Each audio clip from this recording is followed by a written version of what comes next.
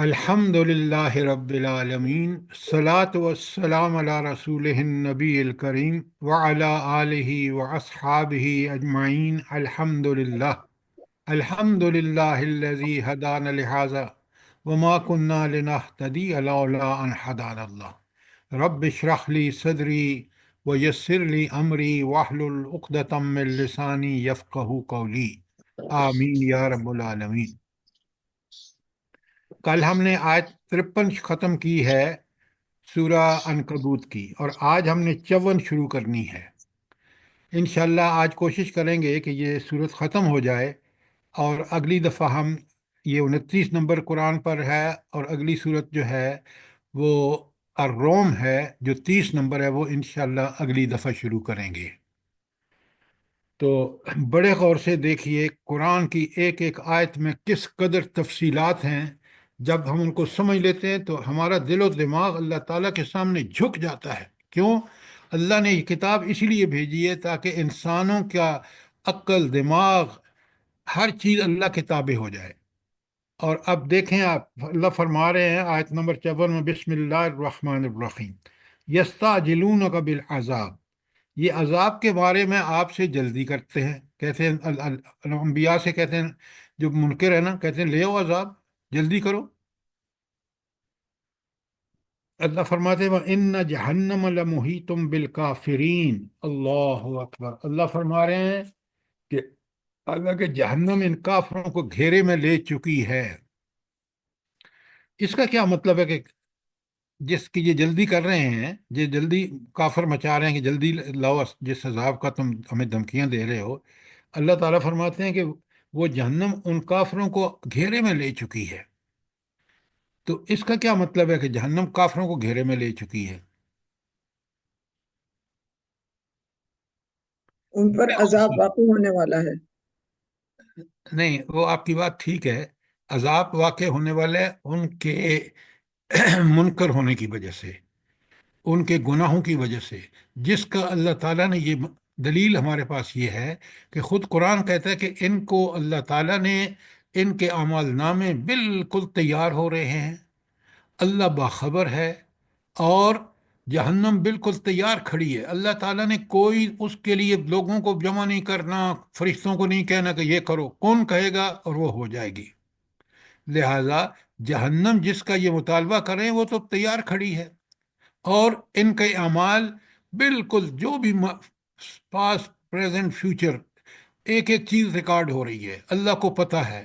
اور قیامت کے دم جب ان کو یہ اعمال نامہ ملے گا نا، تو وہ خود کہیں گے اس کو دیکھ کے، سورہ کہف میں ہے کہ وہ کہیں گے کہ ما لہذا الکتاب، اس اعمال نامے کو کیا ہو گیا ہے، اس نے تو نہ کوئی چھوٹی چیز چھوڑی ہے نہ بڑی چیز چھوڑی ہے۔ تو جہنم کا ثبوت تو وہ ہے کہ جو ان کے اعمال ریکارڈ ہو رہے ہیں۔ تو جہنم ان کو گھیرے میں لیے ہوئے ہے۔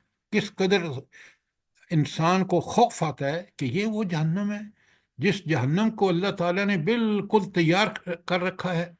اور یہ منکرین کتنے بدبختی ہے ان کی کہ ان کو اس کو سمجھ نہیں آ رہی ان کو کہ رب کی طاقتیں اور قدرتیں، اس کے انتظامات۔ یہ تھی آیت نمبر 54۔ آیت 55 میں ذرا اس عذاب کی کیفیات دیکھیں۔ اعوذ سبحان اللہ، یوم یغشاہم العذاب من فوقہم ومن تحت ارجلہم ویقول ذوقوا ما کنتم تعملون۔ ذرا غور فرمائیں کو عذاب کتنا اذیت ناک ہوگا۔ یوم یغشاہم العذاب، وہ عذاب ان کو ڈھانک رہا ہوگا، کہاں سے؟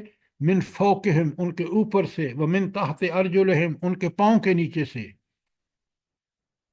تو عذاب کی کیفیت دیکھی آپ نے کہ صرف عذاب اوپر سے نہیں ہوگا، بلکہ اوپر نیچے انسان اس عذاب کے اندر ہر طرف سے گھرا ہوا ہوگا۔ وہ یقولو، اور ان کہے گا ذوقوا ما کنتم تعملون، چکھو ان کرتوتوں کا مزہ جو تم کرتے رہے۔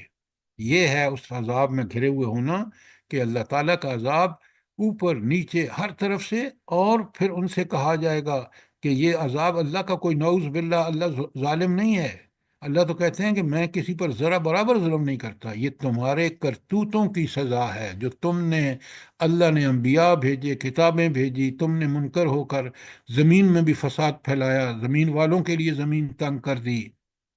اب ذرا چکھو مزہ، کس کا؟ اپنے کرتوتوں کا۔ تو اللہ تعالی ہمیں دیکھیں، یہ جو ایک دعا ہے نا، آپ سب کو پتہ ہونی چاہیے، کیونکہ میں جب کسی زمانے میں شلم برجے میں تھا پاکستان میں، تو وہاں میں آج تک مجھے یاد ہے، ڈھوڈک ایک جگہ ہے جہاں سے تیل نکلتا تھا، تو میں گیا ہوا تھا، تو مولوی صاحب نے کہا کہ ایک دعا ہے جو آدمی 7 دفعہ پڑھے، حدیث سے اس نے کوٹ کی، اور وہ دعا ہے، اللہم اجرنی من النار، اے اللہ مجھے جہنم کی آگ سے چھٹکارا، نجات دے دے۔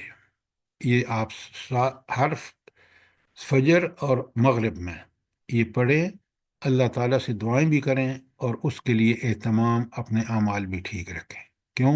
یہ دیکھ رہے ہیں یہ کس قدر عذاب جو ہے وہ ہمہ گیر ہوگا۔ اللہ تعالیٰ مجھے بھی اور آپ کو اس جہنم کے عذاب سے بچائے۔ یہ آمین ثم آمین۔ سر دیکھیں کیا خوفناک آیت ہے، کتنا ڈرانے والی آیت ہے نا۔ ہاں، لیکن ہم سمجھ کے پڑھیں تو آپ بالکل ٹھیک کہہ رہے ہیں کہ کس طرح عذاب کتنا ہمہ گیر ہوگا کہ ہر طرف سے بالکل اللہ اکبر۔ اسی لیے تو قرآن جو ہے، جب ہم پڑھتے ہیں، سمجھ کے پڑھتے ہیں، تو ہم دنیا کے اندر برائیوں سے بالکل دور بھاگتے ہیں۔ اور اچھا، اب دیکھیں، یہ ساری باتیں بتانے کے بعد اللہ تعالیٰ جو ہے وہ فرما رہے ہیں آیت 56 میں، آپ ایک بات یاد رکھیں، یہ مکے میں ہجرت حبشہ سے پہلے نازل ہوئی ہے یہ صورت۔ اللہ فرماتے ہیں وہی 5 ہی ہجری میں، لیکن 5 ہجری میں ہی وہ ہجرت حبشہ ہوئی ہے۔ دیکھیں اللہ تعالیٰ کس طرح مسلمانوں کو ان حالات جس میں وہ مکے میں ساری 5 ہجری میں، جس میں کافروں نے ان کی زندگی تنگ کر رکھی ہے، اللہ تعالیٰ فرماتے ہیں یا عبادی الذین آمنوا، ڈائریکٹ خطاب ہے، اے وہ لوگو، میرے بندو جو ایمان لائے ہو، ان ارضی واسعۃ، میری زمین بڑی وسیع ہے، فَإِيَّايَ فَاعْبُدُونِ، لہذا تم میری عبادت کرو۔ اس زمین میں اتنی وسیع ہے کہ تم ہجرت کر جاؤ، اور تمہیں فکر ہونی چاہیے کہ اللہ کی عبادت کی، اور کسی چیز کی تمہیں فکر نہیں ہونی چاہیے۔ دیکھیں قرآن کس طرح اللہ کی عبادت، جو انسان کی پیدائش کا مقصد ہے، کیا عبادت ہے؟ کہ دنیا میں جہاں بھی انسان ہو، ہر جگہ ہر وقت اللہ کے احکامات کی پابندی کرے۔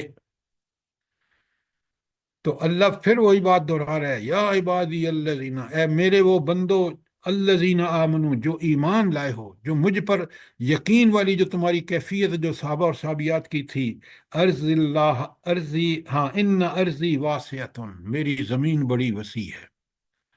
آپ دیکھ لیں جب وہ مکہ سے حبشہ پہنچے ہیں تو کتنی زندگی آسان ہو گئی ہے،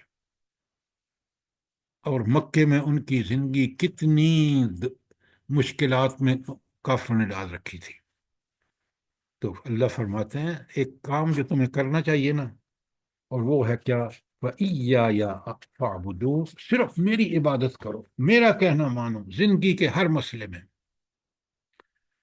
تو اللہ تعالیٰ یہاں بالکل کلیئرلی بتا رہا ہے کہ اگر مکے میں خدا کی بندگی کرنا مشکل ہو رہی ہے تو ملک چھوڑ جاؤ، اللہ کی زمین تنگ نہیں ہے، جہاں بھی تم خدا کے بندے بن کر رہ سکتے ہو وہاں چلے جاؤ۔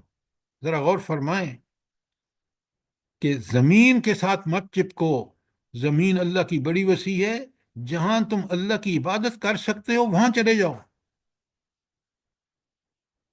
تم کو قوم و وطن کی فکر نہیں ہونی چاہیے، بلکہ کس کی فکر ہونی چاہیے؟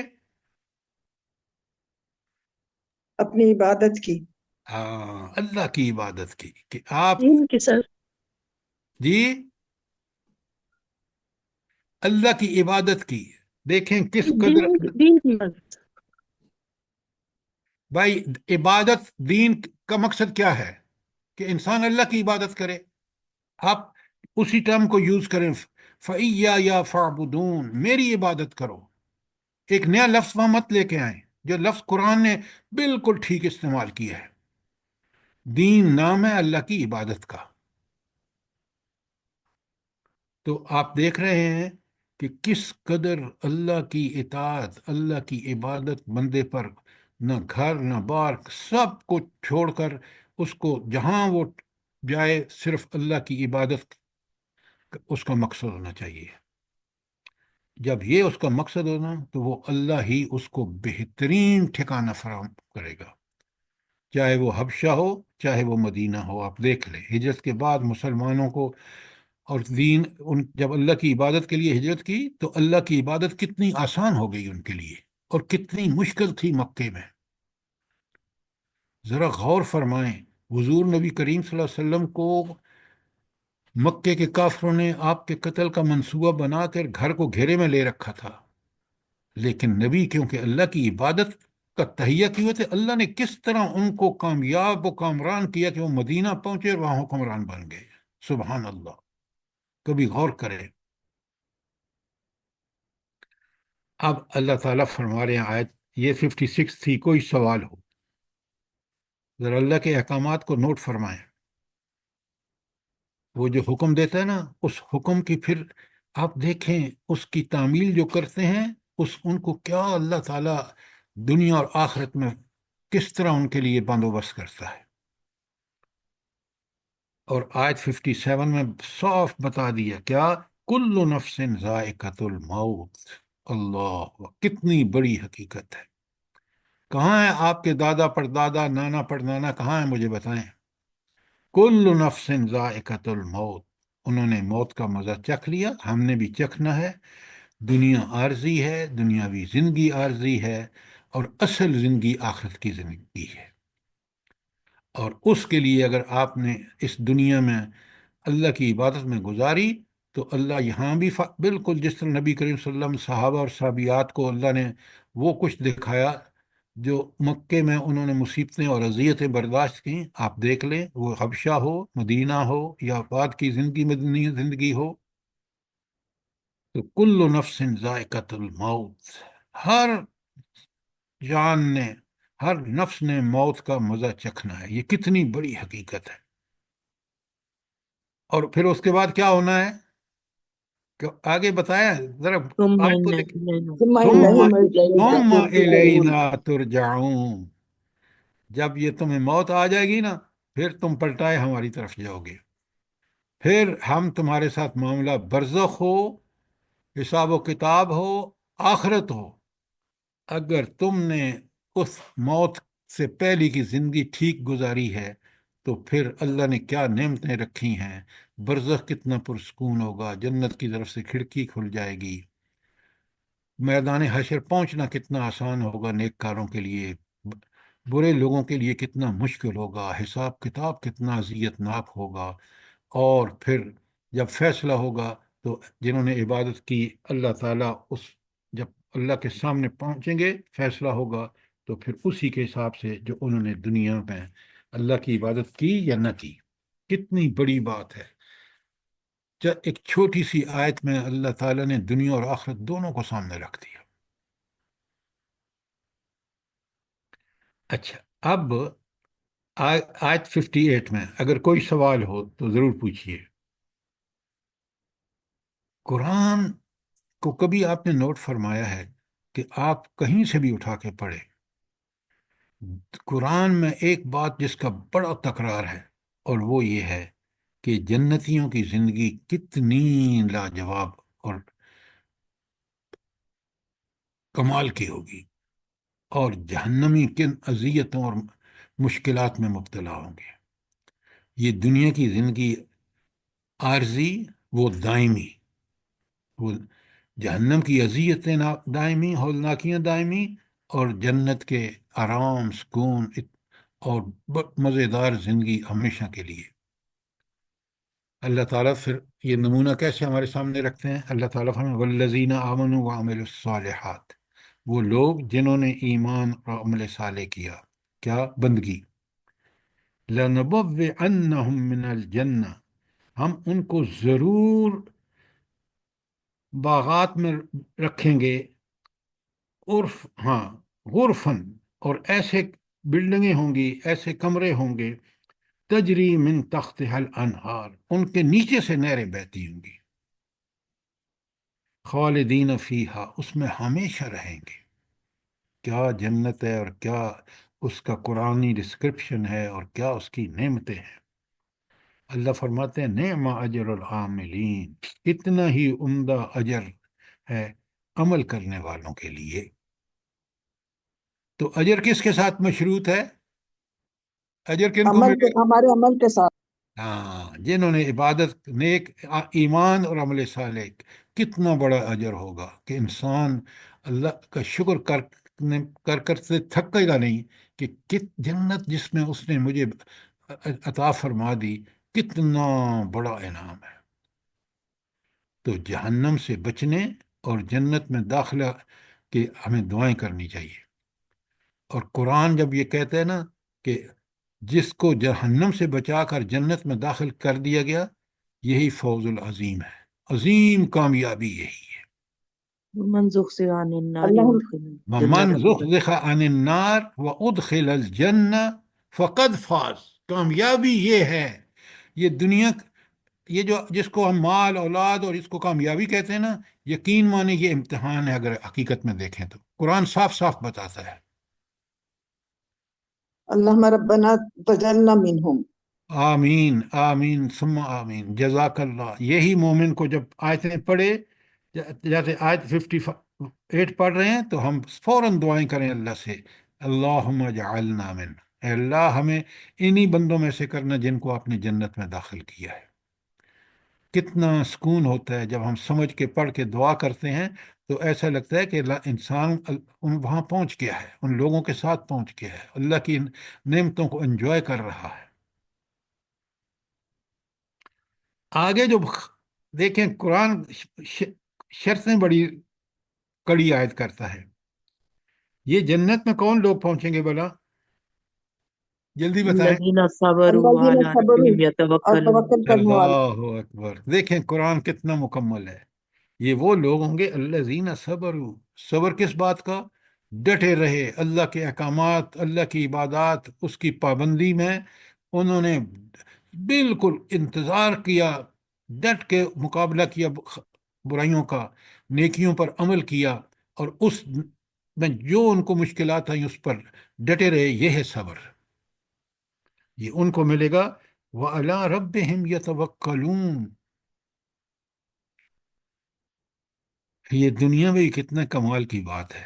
آپ دیکھیں وہ ہماری مائیں اور بہنیں جو کتنی بڑی قربانیاں دے رہی ہیں، صبر کی مثال قائم کر رہی ہیں، غزہ میں دیکھیں،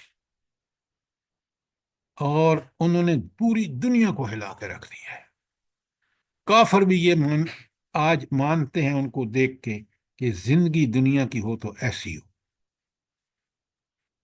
کس طرح وہ اپنے شہید بچوں کو اٹھا کر کس صبر اور شکر سے اللہ کی بارگاہ میں دعائیں کرتے ہیں۔ یہ ہے مومن کا طرز زندگی، یہ ہیں وہ جنتی۔ جس بدبخت نے دنیا میں سمجھ لیا کہ یہ جو اللہ نے مجھے انعام دیے ہیں، مال اولاد پیسہ ذرائع وسائل، اور اس سے اس نے انسانوں کی زندگی تنگ کر دی ہے اپنے برے اعمال کی وجہ سے، جنت اس کے لیے نہیں ہے، اس کے لیے جہنم ہے۔ اللہ اکبر، اللہ اکبر۔ سر آیت جی ایک بات کرنی ہے۔ جی حکم۔ سر جی یہ جو فیا یا فعبدون، اس کا مصداق بنا لی انہوں نے اپنے آپ کو۔ مشکل بالکل۔ آئے، پریشانی، دکھ تکلیف، کوئی بڑی سے بڑی بھی رکاوٹ تمہیں میری عبادت سے نہ روکے۔ دیکھیں نا دو چیزیں جو یہاں اس آیت 59 میں، الذین صبروا وعلی ربہم یتوکلون، یہ ایمان کا نچوڑ ہے۔ ذرا نوٹ فرمائیں آپ، واقعی جس کا ایمان پکا سچا ہے اللہ پر، وہ اللہ کی دی ہوئی تکلیفوں ہوں یا انعامات ہوں، تکلیفوں میں صبر کرتا ہے، انعامات پر شکر ادا کرتا ہے، اور اس کا توکل نہ ذرائع نہ وسائل نہ مال، سب سے بڑا اس ہستی پر ہے جو ان ذرائع اور وسائل کا دینے والی ہے۔ تو ان کا توکل کس پر ہے؟ رب پر ہے، مکمل بھروسہ۔ تو ان دو چیزوں کو سمجھیں ذرا. اور بالکل آپ نے ٹھیک کہا کہ اللہ تعالیٰ کی جنہوں نے عبادت کا حق ادا کیا، دونوں صفتیں ضروری ہیں، ایک صبر اور توکل. تو صبر، پھر سن لیں، مشکلات اور مصائب اور نقصانات اور اذیتوں کے مقابلے میں ایمان پر قائم رہنا. کہ آج دیکھیں کون ہے جو ہم ذرا سی تکلیف آتی ہے، ذرا سی آزمائش آتی ہے، ذرا اللہ کی طرف سے امتحان آتا ہے، بالبلا اٹھتے ہیں. اور توکل، یقین مانے ہمیں ذرائع اور وسائل پر توکل زیادہ ہے، اور ذرائع اور وسائل دینے والے پر توکل بہت کم ہے. یہ ہے سب سے بڑا مسئلہ ہمارا. تو آپ نے دیکھا کہ صبر تو ہے مشکلات، مصیبتوں اور نقصان اور اذیتوں میں ایمان پر قائم رہنا. اور توکل یہ ہے کہ نہ انسان کو اپنی جائیدادوں، اپنے کاروبار، اپنے کنبے، اپنے عہدے پر توکل نہ ہو، بھروسہ نہ ہو، بلکہ بھروسہ ہو اپنے رب پر جو یہ سب کچھ دیتا ہے. اور جب اس پہ توکل ہوتا ہے تو فَهُوَ حَسْبُهُ، پھر وہ اس کے لیے کافی ہے. مشکلات ہوں، پریشانیاں ہوں. ذرا آپ دیکھیں جوں جوں صورت اینڈ پہ جا رہی ہے تو مسلمانوں کے لیے کیسی، اور خاص کر سامنے رکھیں مکے میں کیا حالات ہیں. اور اللہ کہہ رہے ہیں کہ میری زمین وسیع ہے، آپ ہجرت کرو، لیکن عبادت کو نہ چھوڑو. اچھا، اب ایک اگلی بات آیت 60 پہ چلتے ہیں، ذرا غور سے سنیے اور مجھے بتائیے اس کا مفہوم. کَأَيٍّ مِّن دَابَّةٍ لَا تَحْمِلُ رِزْقَهَا، کتنے ہی جانور ہیں جو اپنا رزق اٹھائے ہوئے نہیں پھرتے. اللہ یرزقها وإیاکم، اللہ ان کو بھی رزق دیتا ہے، تمہارا رزق بھی. آپ مجھے یہ بتائیں، یہ جو پرندے ہیں، یہ جو جانور ہیں، یہ جو کیڑے مکوڑے ہیں، آپ روز دیکھتے ہیں، ان کے پاس کوئی رزق کا بندوبست ہے؟ روزانہ ان کو رزق اللہ تعالیٰ نہیں دیتا ہے. سر، اللہ کیسا پاک دیتا؟ دینے والے. ذرا دیکھیں، اللہ کہہ رہا ہے کہ وہ رازق نے تمہارے رزق کا بندوبست کر رکھا ہے، اور تم نے بس جائز کوشش کرنی ہے، باقی رازق وہ خود ہے، وہ دے گا آپ کو. اور آپ دیکھ لیں صحابہ اور صحابیات کتنے رزق کے معاملے میں کمی کے شکار تھے، لیکن رب نے ان کو، جب انہوں نے اللہ کے دین پر ثابت قدمی سے ڈٹے رہے، صبر اور توکل کا، تو آپ دیکھ لیں پھر اللہ نے کیا ان پر نعمتوں کی بارش کی ہے. تو آپ دیکھتے نہیں ہیں کَأَيٍّ مِّن دَابَّةٍ لَا تَحْمِلُ رِزْقَهَا، کتنے ہی جانور ہیں جو اپنا رزق اٹھائے نہیں پھرتے. اللہ یرزقها وإیاکم، اللہ ان کو بھی رزق دیتا ہے اور تمہیں بھی دیتا ہے. وَهُوَ السَّمِيعُ الْعَلِيمُ. یہ دو صفات کیوں آئی ہیں؟ جلدی بتائیں.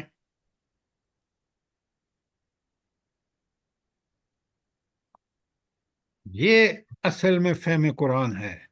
بے اللہ قصوں جی، کی فریاد اللہ ہی سنتا ہے، بے قصوں کی فریاد اللہ ہی سنتا ہے. اوروں کی نہیں سنتا؟ اللہ تو ہر سب ایک کی کی بات سنتا سنتا ہے. یہ کیوں ہے، کہہ سب رہے کی سنتا ہیں؟ ہے سر، سب کی سنتا ہے. وہ علیم بھی ہے، وہ دیکھ رہا ہے، وہ اس کو مجھ سے میری حالت زیادہ اللہ تعالیٰ جانتا ہے. اور کل میرے ساتھ کیا ہونے والا ہے مجھے نہیں پتا، اللہ کو پتا ہے. لہذا آپ اس پہ توکل رکھیں، اس کے لیے صبر کریں. اب یہاں ذرا اگر تھوڑا سا غور کریں نا، اللہ نے کہا ان کو کہ تم ہجرت کر جاؤ. تو ہجرت میں انسان کو سب سے بڑی کہ بھائی میں وہاں کھاؤں گا پیوں گا کیسے. جب وہ یہ خیال آتا ہے تو اس کا جواب کیا ہے؟ مجھے تو اس رزق پہ تھا، اسی کے حکم سے میں جا رہا ہوں. وہ جب اپنے سارے چرند پرند کو رزق دے رہا ہے وہ مجھے دے گا. اور دیکھ لیں کیسا رزق دیا اس نے. تو تمہیں جان کی طرح روزگار کا بھی فکر ہوتا ہے جب اس طرح کی صورتحال پیش ہے ہجرت میں. تو اللہ کہتے ہیں تم دیکھو چرند پرند کو دیکھو، آبی جانوروں کو دیکھو، یہ جو خشکی پر جانور پھر رہے ہیں، کیا ان کے پاس یہ رزق ساتھ ساتھ اٹھائے پھرتے ہیں؟ اللہ کس طرح ان کو رزق دیتا ہے ذرا غور کرو. اللہ تمہیں بھی رزق دے گا. لہذا تمہیں جس چیز کی فکر ہونی چاہیے وہ اللہ کے احکامات کی پابندی، اللہ کے احکامات کے مطابق زندگی گزارنی. باقی رہا رزق کا معاملہ، وہ جس طرح جانوروں کو دیتا ہے، آپ دیکھ رہے ہیں اپنی آنکھوں کے سامنے، باقی مخلوق کو تمہیں بھی دے گا. یہ اس کا اپنا کام ہے. کتنی بڑی ڈھارس بندھا رہا ہے اللہ ان مومنوں کو جو ہجرت کر رہے ہیں کہ رہا معاملہ رزق کا تو وہاں رزق میں دوں گا، اس کی گارنٹی ہے. تم دیکھ لو تمہاری آنکھوں کے سامنے یہ چرند پرند، یہ آبی جانور، کس طرح اللہ ان کے رزق کو ان کو پہنچا رہا ہے. اسمیوں کو بھی کھول دیجئے پلیز. ہاں، ہماری جو دلی کیفیات ہیں وہ زبان پر آتی ہیں، تو زبان سے جب وہ چیزیں نکلتی ہیں تو سننے والا کون ہے، دلوں کو دیکھنے والا کون ہے؟ اللہ تعالیٰ. اللہ اللہ تعالیٰ کی ذات ہے. تو آپ کو جب دعائیں کرتے ہیں، جب آپ اس پر اپنے توکل کا اظہار کرتے ہیں، تو وہ ساری کیفیات وہ آپ کی زبان سے سنتا ہے، اور وہ سن کے خوش ہوتا ہے کہ میرا بندہ مجھ پر کس قدر اعتماد اور بھروسہ کر رہا ہے. اور پھر وہ اپنے علم کے مطابق آپ سے معاملہ کرتا ہے، خاص کر ان بندوں کے ساتھ جو بندے اس کی عبادت کرتے ہیں، ان کی حفاظت کا بھی ذمہ اس نے لیا ہوا ہے. آپ دیکھ لیں نبی کریم صلی اللہ علیہ وآلہ وسلم کی حفاظت اللہ نے. دیکھیں نا، ایک گھر قتل، وہ بار قبیلوں کے سردار کھڑے ہیں، کس طرح اللہ تعالیٰ ان کو اس گھر سے نکال کے غار حرا میں پہنچتے ہیں تو وہاں پہنچ جاتے ہیں، کس طرح اللہ بچاتا ہے. یہ ساری چیزیں آپ کو سمجھ آنی چاہیے کہ وہ سمیع اور بصیر. نبی کریم صلی اللہ علیہ وسلم کا کیسا ان پر اللہ پر اعتماد ہے کہ جب غار میں وہ پہنچ جاتے ہیں اور حضرت ابو بکر صدیق دیکھتے ہیں تو کہتے ہیں مارے گئے. تو کیا کہتے ہیں حضور نبی کریم صلی اللہ علیہ وسلم؟ لا تحزن، غم نہ کر، ان اللہ معنا، اللہ ہمارے ساتھ ہے. تو اس رب نے کیسے بچایا، ذرا غور فرمائیں. بات یہ ہے کہ ایمان چاہیے. جب وہ ایمان جیسا اللہ کے رسول کا تھا، صحابہ اور صحابیات کا تھا، آپ پوری ان کی تاریخ دیکھ لیں، تو اللہ تعالیٰ جس طرح حفاظت فرماتا ہے کوئی کر نہیں سکتا. کسی کے پاس ذرائع اور وسائل نہیں ہے، صرف اللہ کے پاس ہے. بھروسہ مومن کا اللہ پر ہونا چاہیے. اچھا، اب ذرا جو صورتحال ہے نا اگلی آیات میں، وہ یہ تو تھا کہ اللہ پر کامیابیاں اللہ نے دینی ہے، آپ کو اللہ کی عبادت پیش نظر رکھنی چاہیے، اور وہ ہر حال میں ہونی چاہیے، چاہے ہجرت ہی کیوں نہ کرنی پڑے، کیونکہ زمین اللہ کی بڑی وسیع ہے. اور یہ ہجرت حبشہ سے پہلے نازل ہو کے ان کے لیے اشارے موجود ہیں کہ ہجرت کرو. اور پھر آپ دیکھ لیں، ہم سیرت پڑھ رہے ہیں، آپ سمجھ رہے ہیں، دیکھ رہے ہیں. اب اللہ تعالیٰ پر بھروسے کی بات آئی ہے نا، اب ذرا دیکھیں اگلی آیات میں اللہ پر بھروسہ کرنے کے دلائل موجود ہیں. پہلی دلیل اللہ کہتے ہیں وَلَئِن سَأَلْتَم مَّن خَلَقَ السَّمَاوَاتِ وَالْأَرْضِ وَسَخَّرَ الشَّمْسَ وَالْقَمَرَ، اگر آپ ان سے پوچھیں نا اے نبی صلی اللہ علیہ وسلم کہ زمین و آسمان کو کس نے پیدا کیا، اور یہ زمینوں اور سورج اور چاند کو کس نے تمہاری خدمت پر لگا دیا. اب یہ وہ سوال ہیں جو مشرکین مکہ سے اس وقت اور آج کے بھی منکرین سے وہ بالکل آپ کو خود بتائیں گے. جب یہ سوال کریں گے نا تو ان کے پاس کوئی جواب نہیں اس کے علاوہ کہ زمین و آسمان کو بھی اللہ نے بنایا ہے، کوئی اور کسی کو کوئی کلیم نہیں کر سکتا.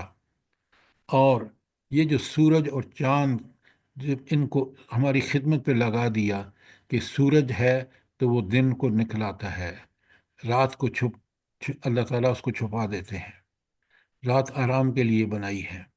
تو آپ ذرا غور فرمائیں تو کافر بھی کہیں گے کہ لَيَقُولُنَّ اللَّهُ. یہ لَيَقُولُنَّ نون پہ بھی شد ہے اور لام، یہ کس کے لیے ہیں؟ جلدی بتائیں. تاکید کے لیے. تاکید کے لیے. ہاں، تاکید، کہ وہ ضرور کہیں گے، اس کا جواب وہ ضرور دیں گے کہ یہ اللہ ہے جس نے زمین و آسمان کو بنایا ہے، اور اللہ ہی ہے جس نے سورج اور چاند کو ہماری خدمت پہ لگا دیا. اب اس سوال کے جواب کے بعد اللہ کہتے ہیں فَأَنَّىٰ يُؤْفَكُونَ، پھر تم کدھر دھوکہ کھا رہے ہو. جب ایک بات مانتے ہو کہ زمین و آسمان جیسی عجیب و غریب چیز کو اللہ نے پیدا کر کے ان کو چلا رہا ہے، آپ کے سامنے ہے، سورج اور چاند کا نظام دیکھ رہے ہو، اور پھر مانتے بھی ہو کہ یہ اللہ ہی کا کام ہے، تو پھر تم دوسرے جن کو خدا مانا ہے اللہ کو چھوڑ کر، ان کو انہوں نے کون سا کارنامہ کیا ہے کہ آپ ان کو سمجھتے ہیں کہ ان میں خدائی طاقتیں کسی میں نہیں ہیں؟ یہ رب ہے۔ کتنی پیاری بات ہے کہ کافروں سے اللہ تعالیٰ سوال کر کے، اور ان کو اس بات پر وہ مجبور ہیں کہ جواب دیں کہ اللہ ہی نے پیدا کیا، تو پھر کہتے ہیں، اللہ کہتے ہیں دھوکہ کیا کھا رہے ہو، اس اللہ کی عبادت کیوں نہیں کرتے؟ اس کو چھوڑ کر تم کبھی بتوں پر، کبھی پیروں فقیروں پر، کبھی حضرت عیسیٰ پر، بھئی وہ سب کے سب اللہ کے معاملے میں، اللہ کے مقابلے میں کوئی ان کی طاقت اور قدرت نہیں ہے۔ پھر فرمایا، بڑی آیت 62 دیکھیں، اللہ یبسط الرزق لمن یشاء، اللہ جس کا چاہتا ہے رزق فراخ کر دیتا ہے، من عبادہ، اپنے بندوں میں سے۔ آپ کے سامنے ہے دنیا، دیکھ لیں۔ وہ یقدر لہ، اور جس کا چاہتا ہے اس کو تنگ کر دیتا ہے۔ کیوں اللہ تعالیٰ کیوں یہ رزق کا وسیع کر دیتا ہے اور رزق تنگ کر دیتا ہے؟ کیوں بلا؟ کیا مقصد ہے اس میں؟ آزمائش کے لیے سر۔ ہاں، جس کا فراخ ہی دے دیتا ہے، دیکھتا ہے کہ کیا وہ شکر کرتا ہے اللہ کو، سمجھتا ہے کہ میرے رب کا مجھ پر کرم ہوا ہے، اور جس کا تنگ کرتا ہے اس کو صبر کی تربیت دینا چاہتا ہے، اگر وہ صبر کرے تو۔ اگر صبر نہ کرے اپنا ہی نقصان کرے گا، اگر شکر نہ کرے گا تو اپنا ہی نقصان کرے گا۔ اچھا، جب شکر نہیں کرتا تو اپنا نقصان کے پاس آپ کے لیے قرآن کی کیا دلیل ہے کہ وہ اپنا ہی نقصان کرتا ہے؟ جلدی بتائیں۔ وَلَئِن كَفَرْتُم مِّنَّ عَذَابِ لَشَدِيدٌ۔ اللہ اکبر، اللہ، بڑی صحیح آیت آپ نے کہی ہے۔ وَإِن كَفَرْتُمْ، اگر تم ناشکری کرو گو، اِنَّا عَذَابِي لَشَدِيدٌ، تو میرا عذاب بڑا سخت ہے۔ آج کے دور میں مثال دیں اس کی، کتنی بڑی حقیقت ہے۔ آج دیکھ لیں پاکستان کو، دیکھ لیں آپ اس ملک میں کتنی فراوانی ہے ہر چیز کی، لیکن وہی چیزیں آج ہماری ناشکری کی وجہ سے کس قدر ناپید ہیں۔ سر جی، اور غریب، گھٹیا کوالٹی، ناپید بھی، وہ گھٹیا کوالٹی ہوگی۔ وہ تو لازمی بات ہے نا کہ جب ہم ناشکری کریں گے تو ہم اس میں 420 ہی کریں گے، دھوکے دہی کا۔ ہر آدمی کیونکہ اس کو اللہ سے خوف نہیں ہے، اللہ کی عبادت نہیں کر رہا، تو پھر وہی ہوگا جو آپ دیکھ رہے ہیں۔ سوچیں کہ یہ کتنی بڑی اللہ کی نعمت ہے، اللہ کی عبادت۔ اللہ یبسط الرزق لمن یشاء من عبادہ ویقدر لہ۔ آگے جو آیت کا ٹکڑا ہے نا، ان اللہ بکل شیء علیم، یہ معاملے جو اللہ تعالیٰ رزق کی فراخی اور رزق کی تنگی کے کر رہا ہے، یہ اللہ تعالیٰ کیوں کر رہا ہے؟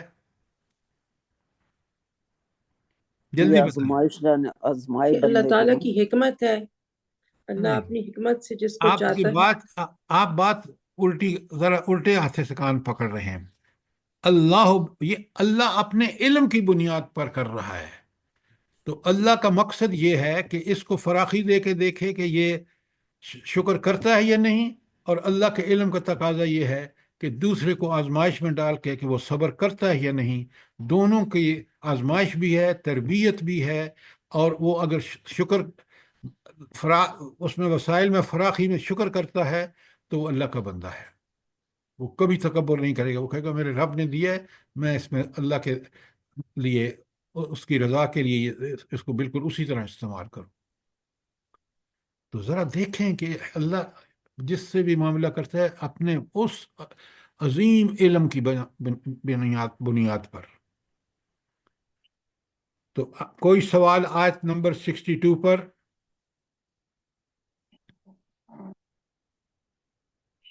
اب یہاں ایک اور نقطہ بھی ہے کہ وہ لوگ، رزق تو اللہ دیتا ہے، تو یہ جو غیر اللہ کو پکارتے ہیں، غیر اللہ سے رزق مانگتے ہیں، ان کی کوئی بنیاد ہے کہ فراخی اور کمی کا تو فیصلہ اس کا ہے، لیکن یہ ہے کہ کبھی بتوں سے پوجا، کبھی، اور روز آپ دیکھتے ہیں کہ سوشل میڈیا پہ کس قدر شرکیہ یہ چیزیں اور الٹی سیدھی باتیں ہیں۔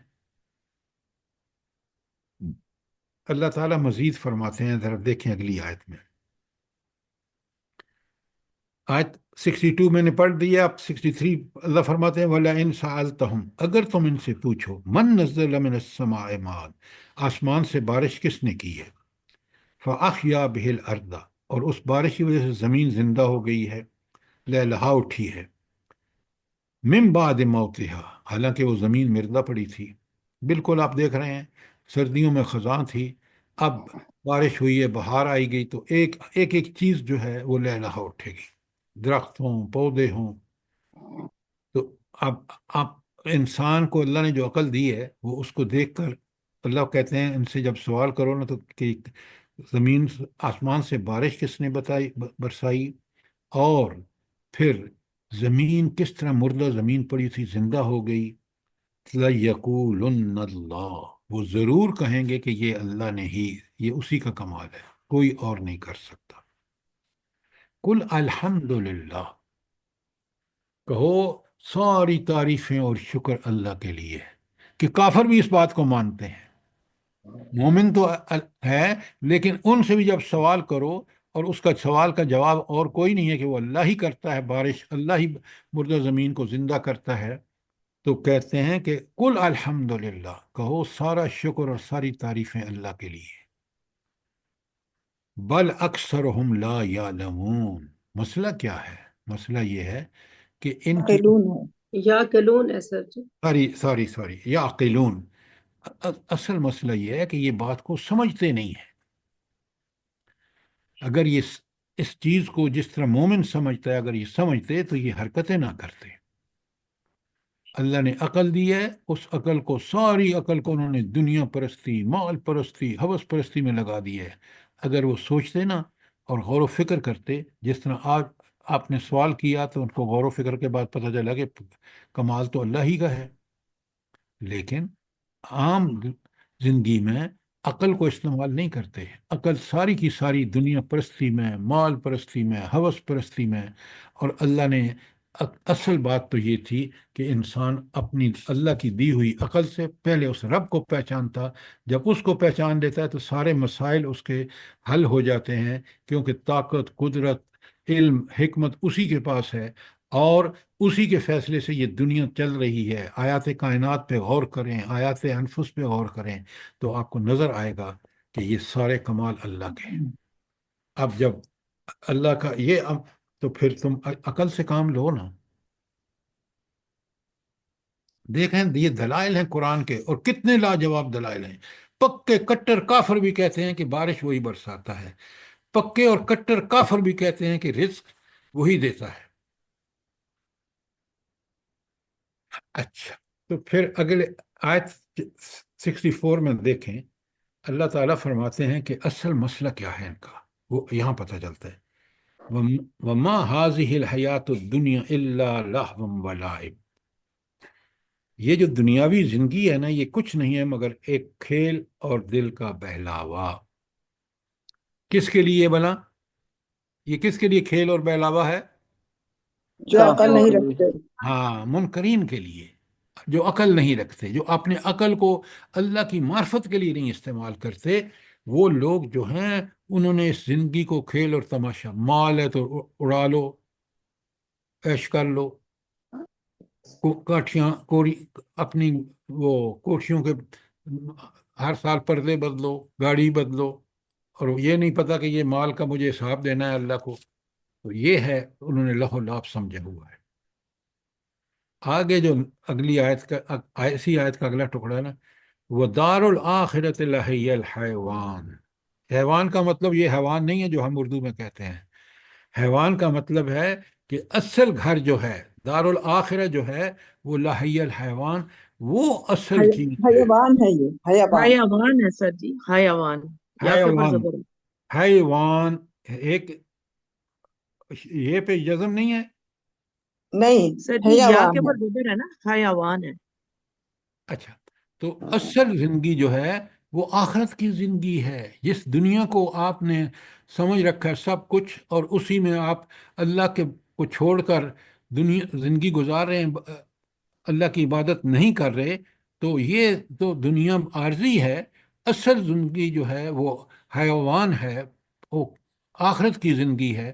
اس کے لیے تو تم نے کیا ہی کچھ نہیں. جب کچھ نہیں کیا تو اللہ تعالیٰ کہتے ہیں لو کانوا یعلمون، کاش وہ اس بات کو سمجھتے. کس بات کو؟ کہ دنیا کی زندگی کھیل تماشے سے زیادہ کچھ نہیں ہے. لہذا اس میں اس آخرت کی جو اصلی زندگی ہے، دائمی زندگی ہے، ابدی زندگی ہے، اس کے کو حاصل کرنے کے لیے اس دنیا میں عبادت کر لو، ایمان اور عمل صالح کر لو. دیکھیں آخرت آیت جو جو آخر میں جاتی جا رہی ہے نا، آپ دیکھ رہے ہیں کہ کس قدر بات اللہ تعالیٰ کھول کھول کے بیان کر رہے ہیں. اب اس آیت میں سب سے بڑا جو مسئلہ ہے ان دنیا پرستوں کا وہ کیا ہے بھلا؟ دنیاوی زندگی. میں اور آپ اچھی طرح سمجھ لیں کہ اس دنیاوی زندگی میں اگر ہم نے اللہ کی عبادت کی، اسی کا کہنا مانا. ایمان اور عمل صالح اللہ کی عبادت کا نام ہے، تو پھر تو مسلب ٹھیک ہے. لیکن اگر ہم نے آج جو مسلمان کر رہے ہیں، حکمرانوں کو خاص کر دیکھیں، ججز کو دیکھیں، انہوں نے دنیاوی زندگی کو ایک کھیل اور تماشا. ابھی آپ کو پتہ ہے کہ ملک کی معاشی حالت کیا ہے، اور تنخواہوں میں جو اضافہ ہوا ہے ججوں کا اور اسمبلی کے ممبروں کا، وہ آپ کو پتہ ہے؟ پتہ ہے آپ کو؟ نو سر، जी हाँ نہیں سر جی. ہاں، जी سر یہ بھیک ہے. مانگنے سعودی عرب گئے ہوئے ہیں، یہ پتہ ہے. آپ کو اگر پتہ بتاؤں نا، میں نے جو فگرز وہاں پڑھی ہیں میڈیا پر، کہ 100% سے زیادہ بڑھائی ہیں. کیوں؟ سر 200% بڑھائی ہے. 188%. ڈاکٹر صاحبہ آپ بالکل ٹھیک کہہ رہی ہیں. میں تو ذرا لوگوں کو سمجھانے کے لیے کہ یہ ہے لاہ و لعب دنیاوی زندگی کو سمجھنا، کہ یہ جو فارم 47 والے ہیں نا، یہ کیونکہ دنیا آپ دیکھیں ہر مہینے میں آپ کے پیٹرول کی قیمتیں، گیس کی قیمتیں بڑھ رہی ہیں، اور ان کی عیاشیاں اور فحاشیاں بڑھ رہی ہیں، ان کی تنخواہیں بڑھ رہی ہیں. عوام ہیں کہ روٹی 2 وقت کی کھانی مشکل ہو رہی ہے. انصاف بھی نہیں ہے ساتھ. تو وہ ایسا جج انصاف کرے گا؟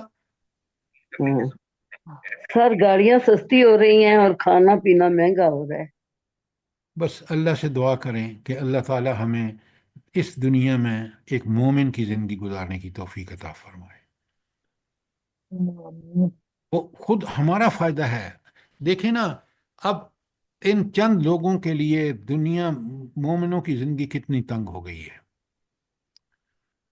آپ ذرا بازار جائیں اور دیکھیں کہ رمضان میں قیمتیں کہاں پہنچی ہوئی ہیں. یہ عام آدمی کے اندر برائی ہے، اس نے بھی دنیاوی زندگی میں مزے لوٹنے کے لیے وہ لوٹ مار میں لگا ہوا ہے. سر اس کے باوجود بھی دیکھ لیں لوگوں پہ کوئی اثر نہیں ہوتا. وہی شاپنگ ہو رہی ہیں، وہی آوارہ گردی، اور وہی جو ہے نا فضول ٹائم بربادی. دیکھیں یہ آپ کی بات بالکل ٹھیک ہے. وجہ یہ ہے کہ حرام کا پیسہ ہے، دنیا پیش نظر ہے، تو وہ کیوں نہ شاپنگ کریں، کیوں کہ انہوں نے تو اللہ کا انکار کر دیا، اللہ کی عبادت کے وہ قائل ہی نہیں ہیں. بات سمجھ آ رہی ہے؟ جی سر. اب آگے چلتے ہیں. یہ تھی آیت 64. آپ دیکھیں کس قدر کاش ہم قرآن سے جڑتے، اور یہ غلط کار بھی. اچھا، میں آپ کو دنیاوی زندگی کی قرآنی مثالیں بھیج رہا ہوں، آیات، تاکہ آپ اس میں پڑھیں اور پھر آپ کو سمجھ آئے گا کہ قرآن نے دنیاوی زندگی کو کیا قرار دیا ہے. یہ سر جی تھی، پہلے بھی آئی ہیں. پہلے بھیج چکا ہوں مجھے پتہ ہے، جی لیکن اصل میں آپ لوگ چیزوں کو اس طرح دیکھتے نہیں ہیں، تو میں نے کہا جن کے پاس نہیں ہیں آپ نے تو مجھے پتہ ہے، آپ نے تو فائلیں بنا کے پرنٹ کرا کے رکھی ہوئی ہیں، کیونکہ آپ لوگوں کو پڑھاتے ہیں اور آپ سمجھتے ہیں کہ ان چیزوں کی اہمیت کیا ہے۔ اگر ہم یہ سمجھتے ہوتے نا تو آج ہمارا یہ حال نہ ہوتا۔ بہرحال سر جی ہمیں اہمیت اس طرح بہت فائدہ دے رہی ہیں آپ کے یہ سب جو آپ بھیج رہے ہیں، الحمدللہ مجھے تو بہت فائدہ ہوتا ہے اس سے، میں تو ہر اس لیکچر کے ساتھ رکھتی ہوں ان کو۔ اچھا، اب آئیے ہم آج کی آیت یہ ہم نے پڑھی ہے 64، اب ذرا 65 پہ دیکھیں۔ اللہ تعالیٰ فرماتے ہیں فَإِذَا رَقَبُوا فِي الْفُلْكِ دَعَوُا اللَّهَ مُخْلِصِينَ لَهُ الدِّينَ، جب یہ لوگ کشتی میں سوار ہوتے ہیں تو اپنے دین کو اللہ کے لیے خالص کر کے اس سے دعا مانگتے ہیں۔ دین کو خالص کرنے کا مطلب کیا ہے؟ اس وقت بڑے مطیع اور پکے مومن بن جاتے ہیں۔ اور فرمایا فَلَمَّا نَجَّاهُمْ إِلَى الْبَرِّ، جب اللہ تعالیٰ انہیں بچا کر خشکی پر لے آتا ہے تو پھر کیا کرتے ہیں؟ اذا ہم یشرکون، پھر اللہ کے ساتھ شرک کرنا شروع کر دیتے ہیں۔ جب کشتی پھنستی ہے نا بھنور میں، آپ نے دیکھا ہے لوگ کیسے کیسے دعائیں مانگتے ہیں۔ میں ایک بزرگ کے پاس بیٹھا تھا، جب بچپن کی بات ہے، تو ان کا جہاز، کہتے ہیں ہمارا بحری جہاز پھنس گیا وہاں، ورلڈ وار 1 کی بات کر رہے تھے۔ تو جب پھنس گیا تو کہنے لگے کہ وہ جو پاکستانی تھے نا، مسلمان انڈین، وہ دعا کے دعائیں مانگ رہے ہیں اللہ سے۔ اچھا، تو اللہ رب العالمین نے جہاز کو بچا لیا، اور جب وہ خشکی پہ آئے نا تو پتہ کیا کہتے ہیں؟ بڑے غور سے سنیں، کہتے ہیں دیکھا میں نے دعائیں میرے پیر آئے اور انہوں نے جہاز کو کندھا دیا، میں نے خواب میں دیکھا اور جہاز کو نکال کے لے گئے۔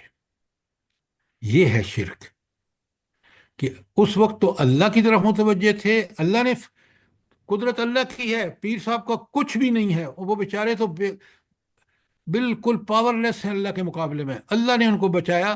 لیکن یہ دیکھ لیں کہ پھر کس طرح شرک کرتے ہیں۔ بیٹے اللہ دیتا ہے اور نام کیا رکھتے ہیں؟ پیراں دتا، کہ یہ پیر صاحب نے دیا ہے۔ یہ ہے ہمارا حال، اور اسی کی قرآن ہمیں منع کر رہا ہے کہ یہ شرک مت کرو، اس لیے کہ یہ ساری طاقتیں قدرتیں اللہ کے پاس ہیں۔ تو دنیا کے شرم مستیوں کی مثال ہے یہ، کہ کس طرح لوگ الٹے سیدھے حرکتیں کرتے ہیں۔ تو جب کشتی پھنستی ہے بھنور میں نے جہاز کی مثال دی، اور میں نے یہ اپنے کانوں سے سنا ہے جو میں آپ کو بتا رہا ہوں۔ اس وقت اللہ سے دعائیں، اور جب اللہ بچا لیتا ہے پھر کہتے ہیں کمال کیا نا پیر صاحب نے، کیسے پہنچے ہماری مدد کے۔ نعوذ باللہ من ذالک۔ اللہ فرماتے ہیں، ذرا قرآن دیکھیں کس طرح ہماری اصلاح کرتا ہے، لِيَكْفُرُوا بِمَا آتَاهُمْ، تاکہ اللہ کی دی ہوئی نجات پر اس کا کفران نعمت کریں۔ بچایا اللہ نے، اب اللہ کی نعمت کو دوسروں پر، وہ جو فضل اس نے کیا ہے وہ اپنے پیروں، فقیروں اور ولیوں کے اوپر اس کو لگا دی، چپکا دیا۔ اللہ تعالیٰ فرماتے ہیں، بڑے غور سے سنیں، وَلِيَتَمَتَّعُوا، تو دنیا کے مزے لوٹ لیں۔ کیوں؟ فَسَوْفَ تَعْلَمُونَ، لگ ان کو پتہ جائے گا جب پہنچیں گے نا اللہ کے پاس، کہ کیا شرک کرتے رہے، رب نے بچایا اور اس کو کس کو ایٹریبیوٹ کرتے رہے۔ تو وہ اللہ فَسَوْفَ يَعْلَمُونَ، پھر ان کو پتہ لگ جائے گا کہ وہ جو شرک کرتے رہے۔ لہٰذا یہ دنیا کی سرمستیوں کی مثال اللہ نے کشتی کے مسافروں سے دی، جو سبزگار ہوا میں سفر کو یوں مگن ہوتے ہیں، اور جو ہی وہ پھنستے ہیں تو کس طرح اللہ تعالیٰ سے دعائیں کرتے ہیں، اور جب اللہ تعالیٰ نجات دیتا ہے تو کس طرح۔ یہ تھا سابقہ آیات میں ہمارے سامنے، اور آیت 67 میں فرمایا، سر جو آپ نے پی ڈی ایف بھیجا مجھے نہیں ملا، کیا چیز؟ جو پی ڈی ایف آپ کہتے ہیں نا میں نے بھیجا ہے وہ مجھے نہیں میں ملا۔ نے بھیجنا ہے، آپ سے کہا میں بھیجوں گا آپ کو۔ ٹھیک ہے۔ اچھا، اب آیت 67 میں سنیں، یہ اس وقت کافروں کو، اس مکے والوں کو، اور آج ہر قسم کے کافروں کو قیامت تک کے لیے اللہ کہتے ہیں اولم یرو، کیا انہوں نے کبھی غور نہیں کیا، کبھی انہوں نے دیکھا نہیں، ان جعلنا حرمن آمنا، کہ ہم نے حرم کو امن کی جگہ بنایا، والناس من حولہم، اور اس کے ارد گرد سے لوگوں کو اٹھایا جا رہا ہے۔ حرم کی حدود، کیونکہ حضرت ابراہیم علیہ السلام کے زمانے سے حرم ڈکلیئر کریں گے حرمت والی امن والی جگہ، تو وہاں صورتحال یہ تھی کہ کوئی لڑائی جھگڑا نہیں ہوتا تھا۔ اگر کسی کے باپ کا قاتل بھی وہاں پہنچ جاتا تھا تو حرم کی حدود میں پھر اس سے بدلہ نہیں لیتے تھے۔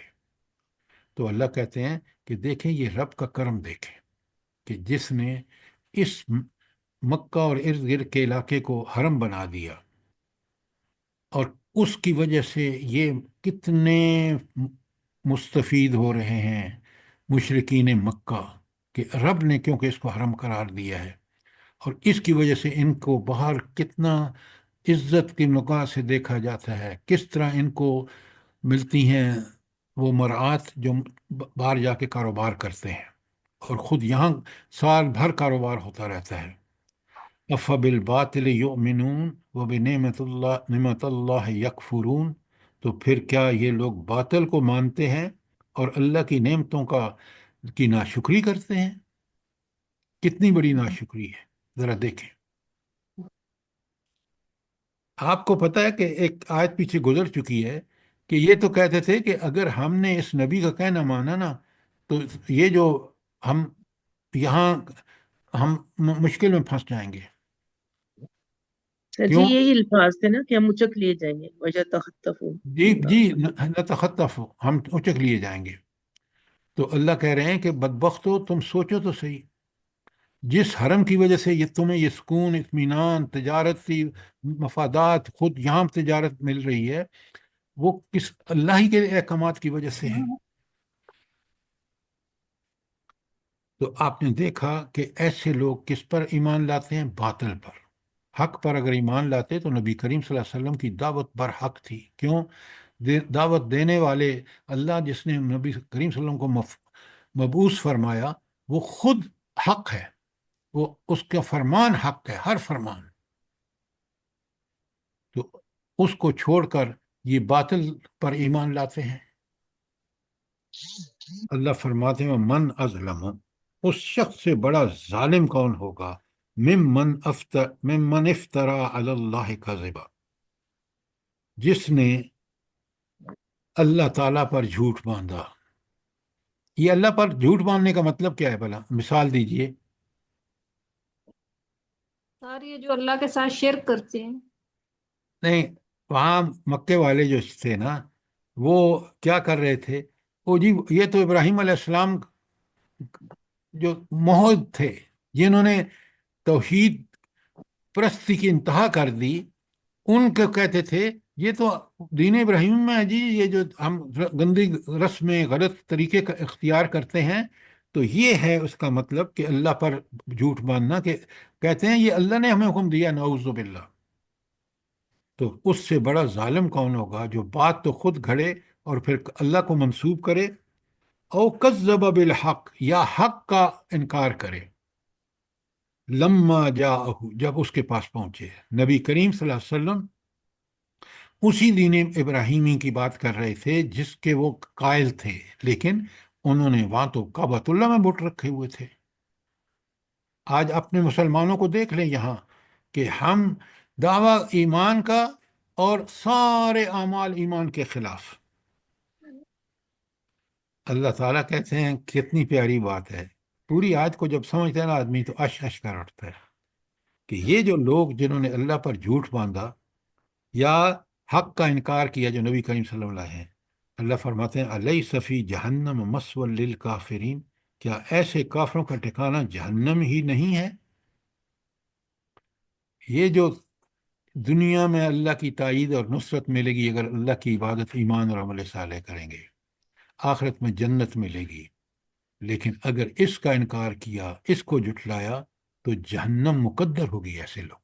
یہ اللہ کا فیصلہ ہے یہی قرآن اور نبی نے آ کے بتایا ہے کہ دیکھو یہ اس کے انکار کا لازمن نتیجہ تنبیہات اور جو جہنم ہے، اور اس پر اس ٹرو سینس اینڈ اسپرٹ میں اگر ایمان اور عمل لا کرو گے، اللہ کی مصیبتوں پر صبر کرو گے، نعمتوں کا شکر ادا کرو گے اور بھروسہ اسی پر رکھو گے، تو پھر دنیا اور آخرت دونوں میں بھلائیاں تمہارے لیے ہیں۔ تاریخ اس پر گواہ ہے، مثالیں آپ کے سامنے موجود ہیں۔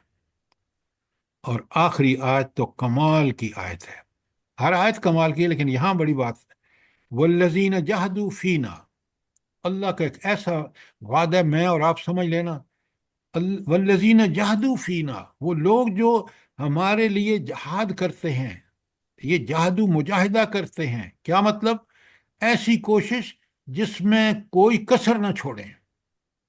اگر کوئی لوگ اللہ کے راستے کے لیے کوشش کرتے ہیں تو اللہ تعالیٰ کہتے ہیں نہدینہم سبلنا، ہم ضرور بے ضرور ان کی رہنمائی کرتے ہیں۔ میں اور آپ اگر اس بات پر ڈٹ جائیں کہ ہم نے ضرور قرآن کو پڑھنا، سمجھنا اور اس اللہ کے احکامات کی صحیح فہم حاصل کرنا ہے، یقین مانیں اللہ تعالیٰ کہتا ہے کہ میں ایسے لوگوں کو ضرور راستہ دکھاؤں گا۔ وہ کون سا راستہ؟ وہ صراط مستقیم، جس کی آپ نماز میں، پانچوں نمازوں میں ہر رکعت میں دعا مانگتے ہیں، ایاک نعبد و ایاک نستعین اہدنا الصراط المستقیم۔ وہاں آپ پہلے وعدہ کرتے ہیں کہ ایاک نعبد، ہم صرف عبادت بھی تیرے کرتے ہیں، وہ ایاک نستعین، مدد بھی تجھ سے مانگتے ہیں۔ تو اگر یہ دو کام ٹھیک کرو گے تو پھر اللہ تعالیٰ فرماتے ہیں یہ مجاہدہ ہے، مصیبتوں پر صبر اور عنایتوں پر شکر۔ تو اگر اس میں آپ کمال کریں گے، جہاد کریں گے، پوری طرح اس پر عمل کریں گے، تو اللہ کہتے ہیں لنہدینہم سبلنا، پھر اللہ فرماتے ہیں کہ میں ضرور بے ضرور ان لوگوں کو وہ راستہ دکھاؤں گا جو مجھ تک ٹھیک پہنچتا ہے، جس کو صراط مستقیم کہتے ہیں، جس پر چل کے وہ جنت میں پہنچیں گے۔ اور آگے فرمایا وَإِنَّ اللَّهَ لَمَعَ الْمُحْسِنِينَ، اللہ تعالیٰ کن کے ساتھ ہے؟ نیکوکاروں کے ساتھ ہے، محسنین کے ساتھ ہے۔ یہ جو محسنین کا مطلب کیا ہے، بڑے غور سے سمجھیے، کیونکہ یہاں ان کو راستہ جن کو ملے گا وہ مجاہدہ کرتے ہیں اور وہ محسن ہیں۔ محسن کا مطلب ہے کہ جو اللہ نے حکم دیے ہیں ان کو بہترین انداز میں پورا کرتے ہیں۔ اور وہ بہترین انداز کس کا انداز ہے؟ کہ عمل اس پہ، اس ذوق اور شوق سے عمل کرنا تاکہ اللہ مجھے محسن کے زمرے میں رکھے۔ وہ کس کا طریقہ ہے؟ صحابہ کرام کا، نبی نہیں، پہلے نبی کریم صلی اللہ علیہ وسلم، صحابہ کرام بعد میں ہے۔ نبی اللہ تعالیٰ نے نمونہ کس کو قرار دیا ہے؟ بہترین نمونہ، اسوہ حسنہ کس کا ہے سب سے بہترین؟ اللہ کے نبی۔ تو لہٰذا محسن وہ ہے جس کا عمل جو ہے وہ اسی ذوق اور شوق، اسی طرح پوری کوشش کے ساتھ جس طرح نبی کریم صلی اللہ علیہ وآلہ وسلم نے کی ہے، اگر وہ کرے گا تو اللہ کہتے ہیں کہ میں ضرور بس ضرور اس کی رہنمائی کروں گا۔ آپ یقین مانیں، یہ آپ کو بھی تجربہ ہوا ہوگا کہ جب ہم قرآن کو سمجھنے کے لیے کوشش کرتے ہیں تو اللہ تعالیٰ غیب سے بندوبست کر دیتا ہے۔ یا تو ہمیں اس آیت کے مطابق قرآن سے ہی تشریح مل جاتی ہے، یا حدیث سے مل جاتی ہے، یا پھر کوئی بندہ ہمیں گائیڈ کر دیتا ہے اللہ کا۔ اور یہ سارے بندوبست اللہ خود کرتا ہے کن لوگوں کے لیے؟ والذین جاہدوا فینا، جو اللہ کے لیے کوشش کرتے ہیں اور کوشش بھی بھرپور کرتے ہیں۔ تو مجھے اور آپ کو یہاں صاف بتا دیا گیا کہ اگر تم چاہتے ہو کہ تم اللہ کے بندے بنو، شیطان سے دور رہو، دنیا پرستی سے دور رہو، تو پھر محسن بن جاؤ۔ محسن کون ہے؟ جو عمل میں کمال کرتا ہے، دل، دماغ، عقل، ذرائع، وسائل اس طرح استعمال کرتا ہے کہ میرا رب راضی ہو جائے، جس طرح محمد الرسول اللہ صلی اللہ علیہ وسلم نے کیا تو یہ محسن ہے، اور اللہ نے اس کی گارنٹی دی ہے کہ دیکھیں نا، اللہ کی گارنٹی ہی گارنٹی ہے۔ بندوں کا معاملہ بڑا، میں اور آپ اگر پورا کرنا چاہیں بھی تو ہمارے پاس وہ وسائل نہیں ہیں، اللہ کے پاس سب کچھ ہے۔ اللہ تعالیٰ جس بندے کو جو دینا چاہے اور دیتا، وہ بندے کی طلب تڑپ اور کوشش پر، مجاہدے پر ہے۔ اللہ پاک ہم سب کو توفیق دے سر۔ آمین آمین ثم آمین۔ یہ تھی جناب، آج ہم خاتمے کو پہنچ گئے، اور کیونکہ وقت ختم ہو گیا ہے، ورنہ میں آپ کے سامنے خلاصہ بھی رکھ دیتا، لیکن آپ خلاصہ میں کئی دفعہ آپ کے سامنے بیان کر چکا ہوں۔ اور یہ سورت عنکبوت بہت زبردست سورت ہے باقی صورتوں کی طرح، اور قرآن نے کس طرح آپ دیکھ رہے ہیں کہ کھول کے یہاں بتایا ہے، ایک ایک آیت آپ کے سامنے آئی ہے، اور کس طرح چیزیں جو ہیں وہ کھول کے بتائی، پوری قوموں کا ذکر۔ آیت 14 تا 37 میں نوح علیہ السلام، ابراہیم علیہ السلام، لوط علیہ السلام، شعیب علیہ السلام، ان کے سارے واقعات کی سمری موجود ہے یہاں۔ اور پھر آپ دیکھیں کہ قرآن نے صاف بتایا کہ لوط پر پتھروں کی بارش ہوئی، قوم لوط پر، قوم عاد اور سمود پر جو ہے وہ صیحہ کا عذاب آیا، چنگھاڑ آئی، قارون پر کو زمین میں دھسا دیا اللہ تعالیٰ نے، جو مال پر کتنا فخر کرتا تھا، اور فرعون اور حامان کو اللہ تعالیٰ نے غرق کر دیا۔ تو یہ ہے اللہ کے عذاب کی مختلف شکلیں جو دنیا میں اور آخرت اس میں سے الگ ہوگی، اور اس کی تفصیلات آپ کو پتہ چل گئی۔ کوئی سوال، کوئی چیز کلیئر؟ جزاک اللہ خیر سر، اللہ پاک آپ کو بہت بہت خوبصورت جزائے خیر دے، اور اسی طرح ہم لوگوں کو آپ کے ساتھ جوڑی رکھے، اور ہم لوگوں کو سمجھنے کے اور عمل کی توفیق دے پروردگار، اور آمین ہم لوگوں کے آمین اولاد آمین اور سر جی جو روزانہ تمام دنیا ریپیٹ کے ہم لوگ مسلمانوں کرتے ہیں نا، تو اس سے ہمارا ایمان تازہ ہو جاتا ہے، اور ہم برائی کی طرف جا ہی نہیں سکتے، کہ قرآن ہمیں جھنجھوڑ رہا ہوتا ہے کہ یہاں نہیں جانا، یوں کرنا ہے، یوں کرنا ہے۔ الحمدللہ ہماری زندگی تو اب قرآن کے بغیر ہے ہی نہیں۔ بے شک بے شک۔ جزاک اللہ خیر، اور آگے آپ سب کے لیے مبارک ہو، اور اللہ ہمیں سب کو صحت اور سلامتی کے ساتھ دوبارہ ملائے، اور ہماری آمین خطاؤں کو ثم معاف آمین۔ فرما دے، ہم سے راضی ہو جائے۔ ہمارا رب بہت پیارا رمضان گزرا ہے، اور جو 2-3 دن رہتے ہیں ہم اور بھی استغفار کسی کریں، کا اللہ ہم مائک سے راضی کھلا ہو ہوا جائے۔ ہے۔ سال کلاس ہوگی، آج آخری ہے کلاس۔ آج کی کلاس آخری کلاس ہے، اور انشاءاللہ اگلی کلاس جو ہوگی، ذرا مائک بند فرائیڈے کو کریں۔ سر، آپ نے فرائیڈے کو بولا تھا۔ نہیں دفتر صاحبہ، ہاں، تو اگلی کلاس فرائیڈے کو ہوگی۔ آج یہ آخری کلاس ہے، عید کے بعد جمعے کو انشاءاللہ کلاس ہوگی۔ اور سورہ انشاءاللہ پڑھ کے آئیں، انشاءاللہ۔ اگلی سورت ہے سورہ روم۔ روم۔ جی، اور آپ سب کو پیش کی عید مبارک۔ اللہ تعالیٰ سب سے پہلے مدد فرمائے مجاہدین غزہ کی، فلسطین کو۔ اور آمین۔ اللہ تعالیٰ ان دشمنوں کو، امریکہ ہو، یہودی نیتنیاہو ہو، یا وہ جو ان کو ختم کرنے کے درپے ہیں، اللہ ان کو ختم کر دے۔ آمین ثم آمین۔ سر جی ایک غرق کر سوال دے ہے، پروردگار۔ سر جی نیتن یاہو کو بد دعا دے سکتے ہیں موت کی، کہ مر کمال جائے تو سارا سلسلہ ہی ختم ہو جائے؟ آپ اللہ سے دعائیں کریں، بالکل ہر اس کے لیے آپ جو بھی خواہش کریں گے تاکہ اس فتنے کو ختم ہو، ہماری مائیں بہنیں بچے بوڑھے اس فتنے سے نکل آئیں، دعائیں کریں کہ اللہ تعالیٰ ان کو تباہ و برباد کرے، آمین ثم ان کے آمین۔ سارے اللہ پاک پروگراموں کو سن لے تباہ ہم و لوگوں کی برباد کرے۔ دعاؤں کو، اور ان کی بربادی کے سبب بنا دے پروردگار۔ آمین آمین ثم قنوت آمین۔ نازلہ پڑھنی چاہیے۔ بالکل جی سب ہاتھ سے وہ ضروری، قنوت نازلہ پڑھیں جی بالکل آپ نے بالکل تہجد میں، ٹھیک کہا، جو اللہ کے تہجد رسول صلی میں اللہ علیہ قنوت وسلم کا نازلہ راستہ پڑھیں۔ بتایا۔ اللہ پاک سب ربنا مسلمانوں تقبل کو۔ منا انك انت السميع العليم وتب علينا انك انت التواب الرحيم۔ آمین ثم آمین۔ جزاک اللہ خیر سر۔ اللہ پاک بس سب کے لیے برکتوں اور رحمتوں والا معاملہ موقع کرے۔ معاملات کرے سب کے لیے، آمین۔ ہم لوگوں کی سر اولادوں آپ کے کو لیے بھی بھی، اور بہت ساری عید مبارک۔ دنیا کے۔ مسلمانوں کو. جزاک اللہ. سر آپ کو بھی بہت بہت عید مبارک. جزاک اللہ. شکریہ. آپ کے گھر والوں کو بھی سر، آپ کو بھی اللہ پاک اپنے حفظ و امان میں رکھے، صحت تندرستی کے ساتھ. اور آمین. اس خوشی کے موقع کو یعنی کہ ہاتھ سے نہ ہم استعمال کرنے کا موقع دے پروردگار، آمین. اور قبول کر لے ہم لوگوں کی عبادتوں کو، ہم لوگوں کے سجدوں کو، ہم لوگوں کی توبہ کو.